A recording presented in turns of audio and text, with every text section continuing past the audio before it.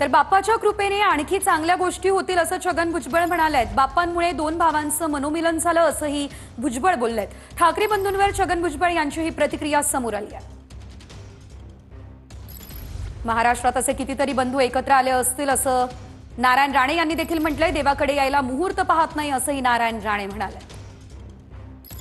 गोष्ट आहे ना, ती सुद्धा बाप्पाचीच कृपा म्हणायची की एक माझ्या घरी जात आहेत आणि विशेषतः उद्धव राजच्या घरी जात आहेत, चांगली गोष्ट आहे। बाप्पा अनेक गोष्टीसाठी कारणीभूत ठरत असतो, तसं या दोन भावांच्या मनोमिलनासाठी सुद्धा कारणीभूत ठरतो, चांगली गोष्ट आहे।